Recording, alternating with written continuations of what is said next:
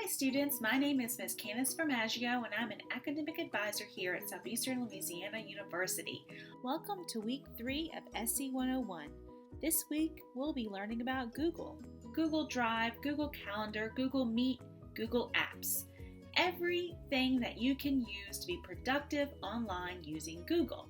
Since you have a Southeastern Gmail account, all of the Google apps are free to use as a student. So, first thing we're going to do is jump right into Google Calendar, and then of course I'll teach you about other add-ons like Keep and Tasks, Google Meet, then we'll finish up looking at Google Drive, and then apps like Docs, Sheets, and Forms. Let's go into Google Calendar first. When you click on Google Calendar from your MyDen, of course you'll have to log in with your Southeastern email address and your password. So that will definitely be the first thing you'll need to do. And if you've never used your Google Calendar before, you'll actually have a blank calendar here. So you'll want to look at a couple things first. You'll see on the left-hand side that I actually have calendars already created. You'll actually see one for yourself as well. It typically will have your email address there, and you can actually click here and you can go to your settings and you can change the name of your calendar. You can see I call mine Candace's CSC/work calendar, and I have also shared my calendar with my coworkers. So if you and your friends have calendars, you can share your calendars with each other, and then you will be able to see what you have on each other's calendars. And of course, there's lots of other settings. Definitely take a look at those whenever you have a chance. Now, once you have a calendar created, you can change the color of that calendar, pick your most favorite color that you would like, or just pick a pretty green or gold for Southeastern. Then you'll see here all of the other calendars that I'm actually shared with. So at any point I can see any of these other calendars on my calendar itself. For instance, if I want to see Miss Deborah's calendar, I click that there and I can see what she's doing. All right, now let's look at creating events with your calendar. You can see this is Monday the 10th, and let's say I want to create a study session for my History 101 class at 9 a.m. in the morning. So what I would do is just click here and I can scroll down. Let's say it's going to be from 9 to 10 in the morning, and there comes add title. So I can add History 101 study session. This is a great way, of course, to keep track of all of your classes, as well as anytime you're studying. You can add that in there, add your work schedule, add any organizations that you've joined, add meetings. So make sure that you build up that calendar, and you can do many, many things with these events. For instance, you can add guests to these events. So if you want to add your best friend who's in your history class, you can add her there, and she will actually get an invite. You'll also see what's on her calendar here, and then you can see if she can actually come to your event or not.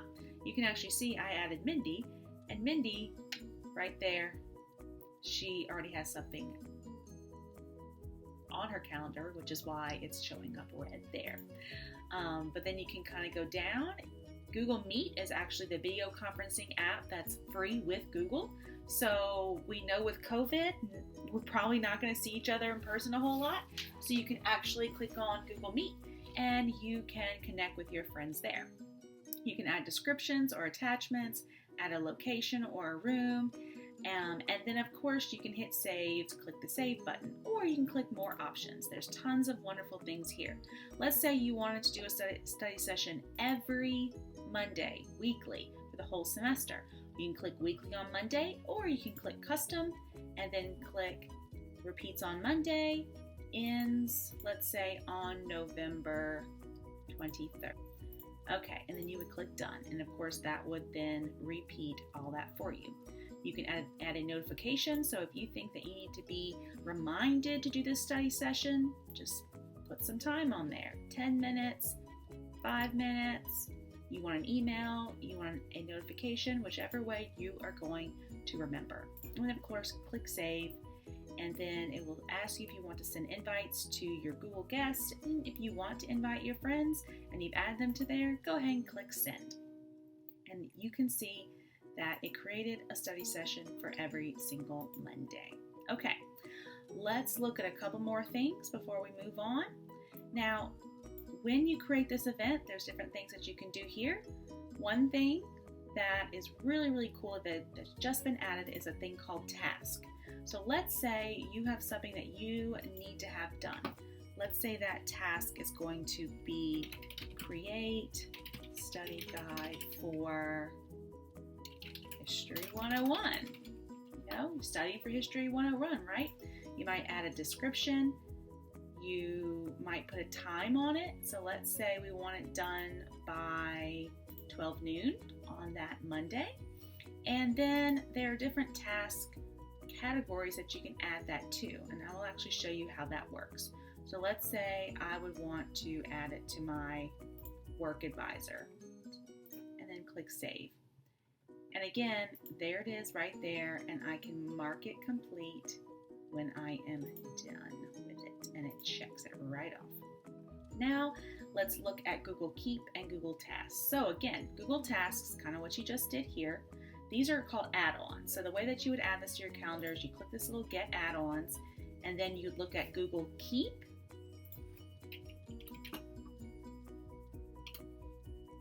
It may not come up because I've already added it. And then Google Tasks. And let me show you what those look like. So there's Tasks and there's Keep.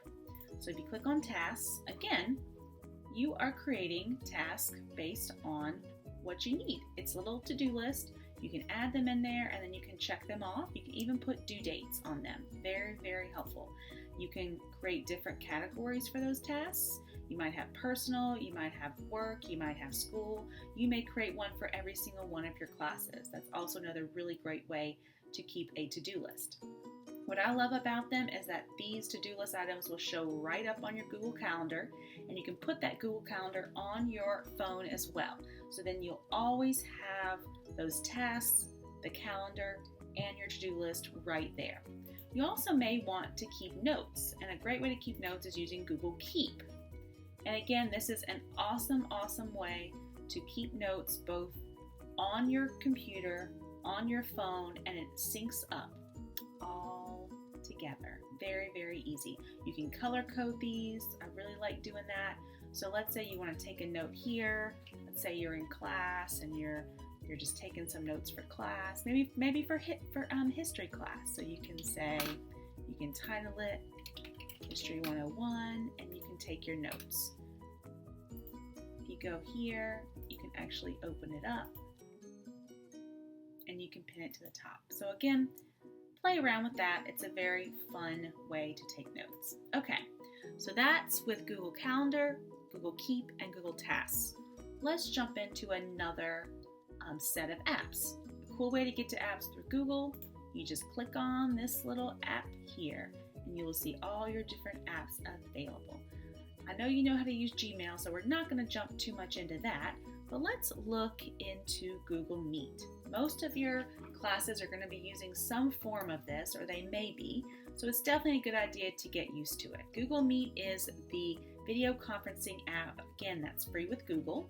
So when you go here, you might actually see a list of Google Meets ready for your classes, as your teachers need to add those, but you can also join or start a meeting as well. If you click this little button here, you can name this, let's say History 101 study session, and you can click continue, and it creates it right there. And then of course you can join and you can invite others to join very, very easily. You can turn captions on, you can turn settings, you can present during these events, during these meetings. So these are very good. Again, a free way to connect with your friends during this pandemic. Let's get out of that Google Meet. Okay, let's look at a couple other apps before we end. So Google Drive. Google Drive, I always tell everyone that if for any reason Google Drive goes away, my life is over, because my entire life is in Google Drive. So let's take a look at that. So we click on Google Drive. This is a wonderful cloud-based storage where you can keep everything that you need for your classes the entire 4 years of school. You wouldn't believe how many times I have heard from students that they were using a thumb drive or some type of external hard drive and something happened and they lost all of their work. Or they were saving their work onto their computer and they lost it. If you save your work in Google Drive, you won't lose it. So when you're in your drive, the best thing I would do is actually encourage you to create some folders. I would create a folder maybe called History 101. Create that on in there. Okay, now that History 101 is kind of orphaned, right? So you may want to actually create a Fall 2020 folder and then of course add all of your classes to it. You can just hold this history down and you can move it on over into that Fall 2020 and then there it is. You can create a folder for every class here, every class you need, and then within that folder there's a couple things that you can do. I love Google Docs when you're writing papers, when you are brainstorming, when you are putting things together for assignments. Google Docs is just like a Word document. It's got a lot of the same functionality, and of course you can use it to type up anything that you need. So let's say you want to put Study Guide 1. Maybe you and your friends get together in that study session, you type up notes, you put together a study guide, and look, saved it right into your drive. And again, you can see it has a lot of the same functionality as a Microsoft Word. You also can share it with people. So let's say you want to share it with Mindy, your friend who you actually had that study session with. You can share it with Mindy. You can make her an editor. And if you make her an editor, she actually can get into this the same time as you, and you can all work on it together in real time. Very, very helpful. Now, you might want to create a Google Sheet. Google Sheet is just like Excel. Again, a lot of the same functionality. When I was y'all's age, I didn't really use Excel a whole lot because I didn't really know a whole lot about it, but it has tons of functionality. I use it every single day now. So I would definitely encourage you as a student to get used to using it. Try it out, figure out how it might work for you. This is basically creating spreadsheets. So let's say you want to do History 101 study guide. So maybe instead of typing it on a Google Doc, maybe you want to create a spreadsheet. So maybe you want to put chapter,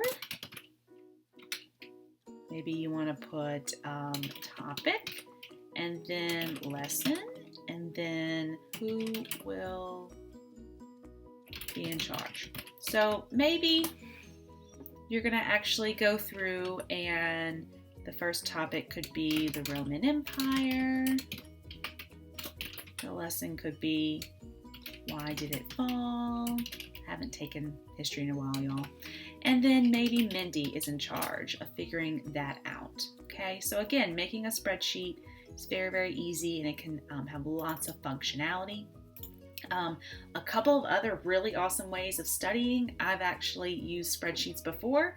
If you're studying for something like music appreciation or dance appreciation or art history, this is a really great way of actually going through and figuring out topics and then matching them, and you can use a Google Sheet for that.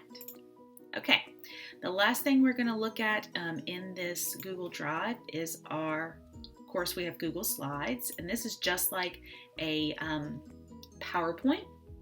I actually prefer it to PowerPoint now, so definitely try it out. I love it, and the reason I love it the most is it saves it directly to my Google Drive, and then you can actually go right in here and do your presentations directly from your Google Drive. You don't have to worry about having that external storage when you're going to classes to do presentations.